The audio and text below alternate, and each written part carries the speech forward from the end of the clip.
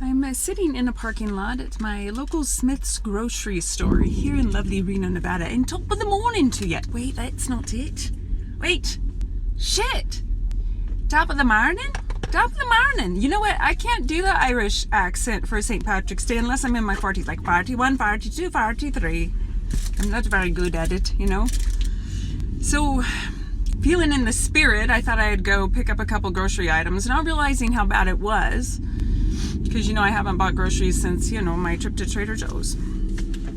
I go in there and, yes, the shelves are bare. Yes, people are, one woman, young girl, wearing a mask, ear to ear, carts overflowing. So I realized that now my only options are a couple of vegan and gluten-free pizzas. I did find one with goat cheese. It was a beautiful organic goat cheese. I do love me some cheese of goat. I would like the goat cheese pizza, please. But a cheese of goat with a little bit of tomato and some arugula. Oh, arugula would be fantastic. Thank you very much. Thank you. I got that. I got a veggie pizza, and there was one margarita pizza left. I'm going to reach for it, and this woman comes around me in her cart that is overflowing. She was a generous woman. She's like, no way, and she reaches down and grabs it. I just took a deep breath. I didn't choke her. What's going on here? I just went,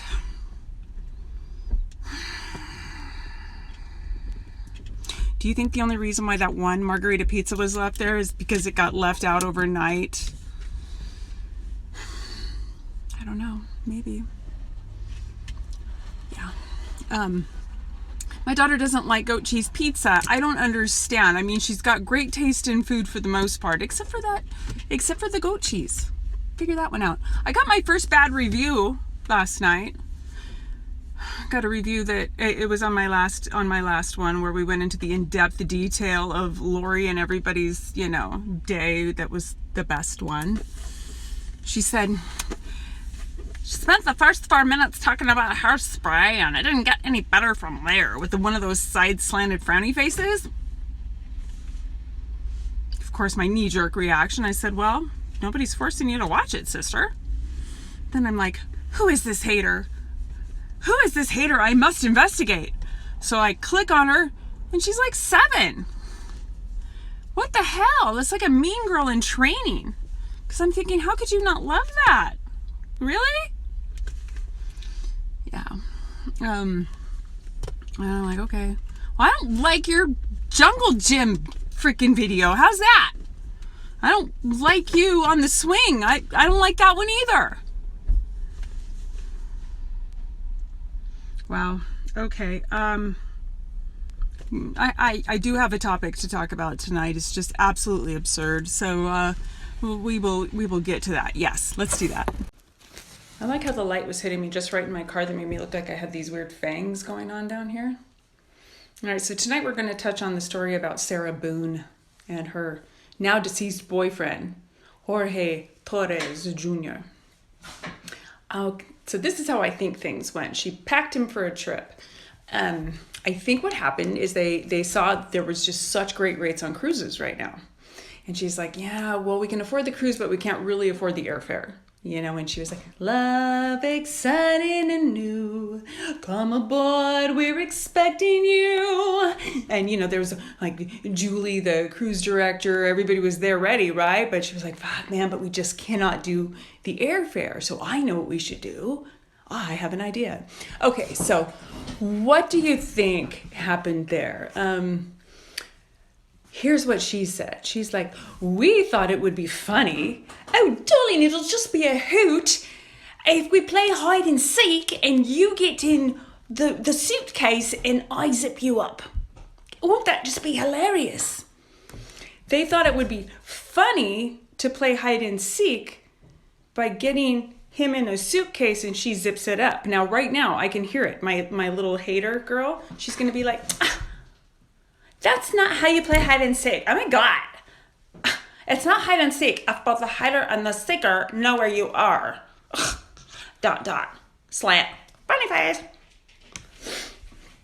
Yeah, so that was her story. We thought it would be funny. Both of us thought it would be hilarious. Just hilarious if he got in the suitcase. So he's trying to fight his way out, and he's going, get me out of here, you know? I can't breathe. That's how I feel when you're choking me. I mean, it's a healthy, honestly, who doesn't go through that, right? Get me out, I can't breathe. I suggest you shut the fuck up, she says. I can't breathe. That's how I feel when you cheat on me. Okay, so do I need to do a PSA for guys? Like, seriously, guys, girls, all of you. Before you start dating somebody, I want you to go into the bathroom, open up the medicine cabinet, look at the meds that y'all are taking, and determine the kind of psychopath that you're dealing with here. So now the lovely Sarah and Jorge are balls deep into their game of hide and go seek.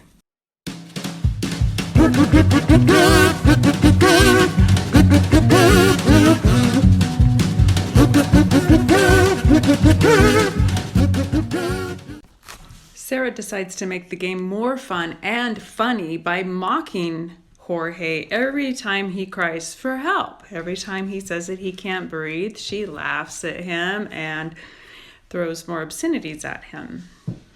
Eventually, she grows tired of the game. She goes upstairs and goes to bed.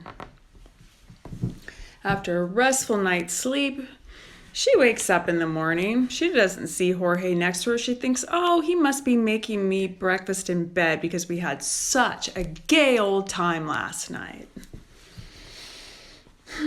No breakfast. I don't smell breakfast. Nope. Maybe he's playing on the computer. Maybe he's watching YouTube. Nope. She goes downstairs and lo and behold, there's the suitcase. She unzips it only to find Jorge non-responsive in the suitcase.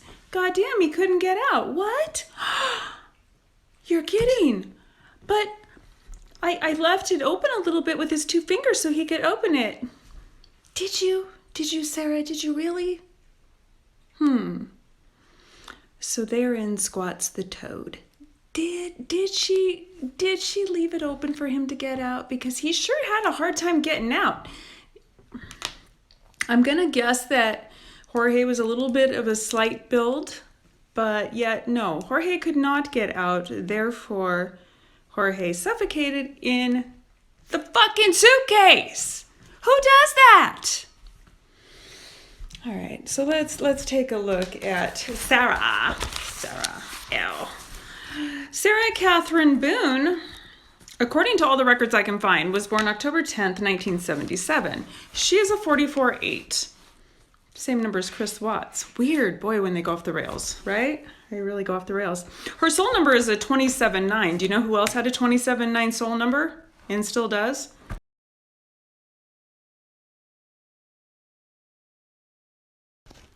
Ah, yes, Jodi Arias. Well, we saw how things turned out for poor Travis. Well, it looks like these two had a stormy relationship at best. There's a couple of domestic violence reports there, and it looks like this girl would attack him as much as he would attack her. And from what I can get from her numerology, she's a very insecure girl, very needy, very emotionally needy. Lots of 3 action in there.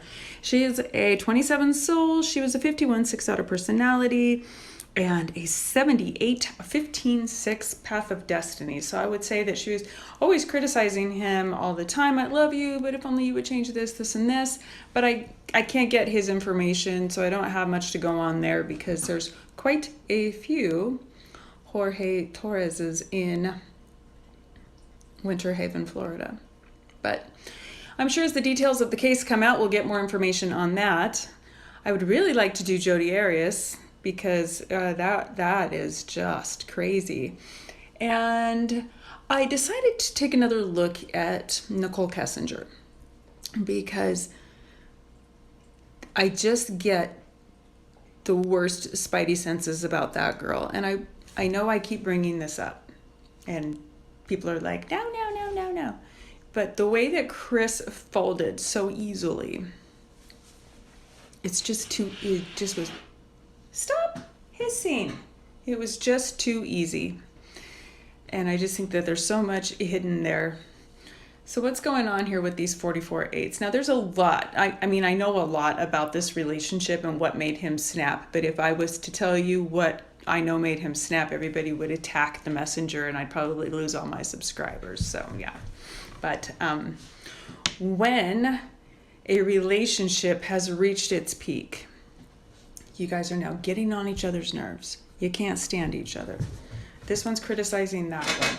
The other one is taking it and holding it in like this. It's time to separate. If you're not going to go to counseling and nobody's willing to admit that there's something wrong here because that might screw up the perfect picture, buckle up, because you might be going on a trip that only one of you knows about.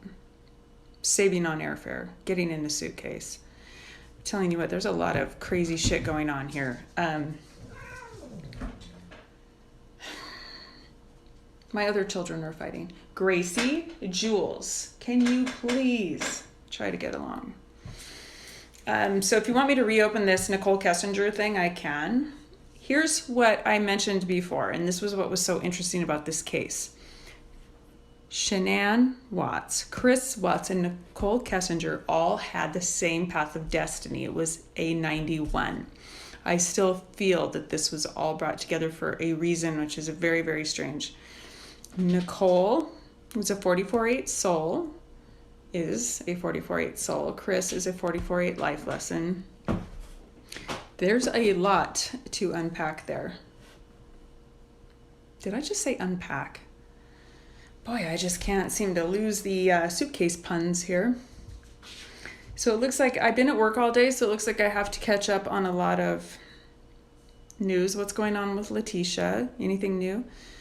You know, I work with attorneys and the courts are closed. So it's kind of hard, you know, to get all of my latest and greatest when the courts are closed because nobody's there. So how are we supposed to get our gossip? And so now I see that people are digging beneath the surface of Letitia, trying to drag things out of her past. Here's the thing. When it comes to Gannon, how quickly that they were able to come up with a murder one charge on her means that I don't think it's going to be as vastly spread out as everybody thinks. I think it's pretty cut and dry. And they got all of the stuff that they needed in order to convict her. Can't wait to see it, but it looks like we're all going to have to wait to see it. So after my grocery store Armageddon today and everything else that's going on, I guess we're all just going to have to be patient. So let me know what case we want to work on. Amanda Knox, I'm on the fence about Amanda Knox. So thank you for that request. We have to take into consideration maturity and age, because some people have arrested development, and she reminds me of somebody. She reminds me of a little girl I know who has autism, and she would react, they kind of look alike and they act the same, and that's who she makes me think of. So I guess I really have a hard time of thinking of her as evil. I have looked at the case, I have seen it, and I'm not getting that, but you never know. Okay, what else? Let me know what you want to work on, because I'm still looking at Lori. You know what I left out of yesterday's numerology, but I think everybody, not yesterday's, the day before, but I think everybody knows it already, is the Jeep that Brandon Boudreaux was shot at was registered to Charles Vallow. Charles Vallow was already dead. Tylee would drive it, but Tylee was already missing. So I did leave that out of yesterday. Maybe that's why my hater didn't like it. I should have gone back to talking about the hairspray. That was fascinating. Hey, Jules. Yeah, okay. It wouldn't be one of my videos without a cameo. Please stop fighting. Oh my God. Okay, well, I'm going to go break up a cat fight. And we... ... frowny face. All right, we'll talk soon. Bye. My name is Jules. I clap my hands.